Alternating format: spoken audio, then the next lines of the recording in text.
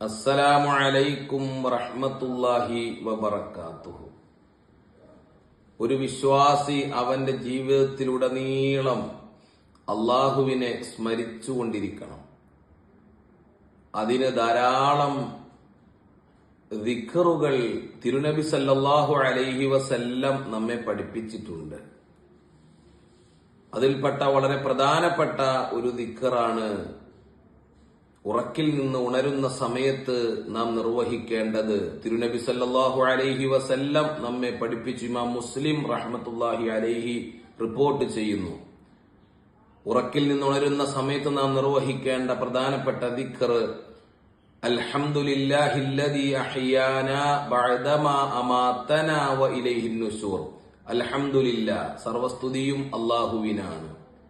അല്ലദീ, എങ്ങനെയുള്ള അല്ലാഹുവാണ്, അഹ്യാന, അവൻ നമ്മെ ഉണർത്തിയിരിക്കുന്നു, ബഅദമാ അമാതന, നമ്മെ അവൻ ഉറക്കിയതിന് ശേഷം, വ ഇലൈഹിൻ നുശൂർ, അവനിലേക്ക് മാത്രമാണ് മടക്കം. ഇങ്ങനെയുള്ള അല്ലാഹുവിനാണ് സർവസ്തുതിയും. ഇവിടെ നേരെ അർത്ഥം മരിപ്പിച്ചതിന് ശേഷം ജീവിപ്പിച്ചവനെന്നാണ്. ഉറക്കം എന്ന് പറഞ്ഞാൽ അത് മരണത്തിന്റെ സഹോദരനാണ്.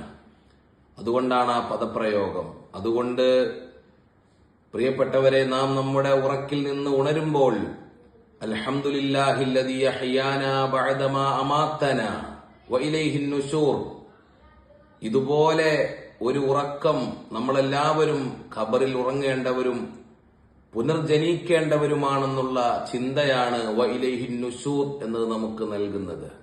ഇമാം തുർമുദി റഹ്മത്തുള്ളാഹി അലൈഹി അവിടുന്ന് റിപ്പോർട്ട് ചെയ്ത ഹദീസിൽ കാണാം, ഉറക്കിൽ നിന്ന് എണീറ്റ ഉടനെ അൽഹംദുലില്ലാഹ്, സർവസ്തുതിയും അല്ലാഹുവിനാണ്, അല്ലദീ, എങ്ങനെയുള്ള അല്ലാഹുവാണ്, ആഫാനി ഫീ ജസദി, എന്റെ ശരീരത്തിന് ആരോഗ്യം തന്ന അല്ലാഹുവിനാണ് സർവസ്തുതിയും, വറദ്ദ അലയ്യ റൂഹി, എന്റെ റൂഹിനെ മടക്കി തന്ന അല്ലാഹുവിനാണ് സർവസ്തുതിയും, വഅദിനലി ബിദിക്രി, ആ റബ്ബിനെ സ്മരിക്കാൻ എനിക്ക് അനുവാദം തന്ന ആ റബ്ബിനാണ് സർവസ്തുതിയും. അപ്പൊ അൽഹംദുലില്ലാഹില്ലദീ ആഫാനി ഫീ ജസദി വറദ്ദ അലയ്യ റൂഹി വഅദിനലി ബിദിക്രിഹി എന്ന ദിക്റും ഉറക്കത്തിൽ നിന്നുണരുന്ന സമയത്ത് ചെല്ലാൻ നാം ശ്രദ്ധിക്കുക.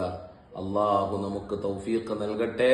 അസ്സലാമു അലൈക്കും വറഹ്മത്തുള്ളാഹി വബറകാതുഹു.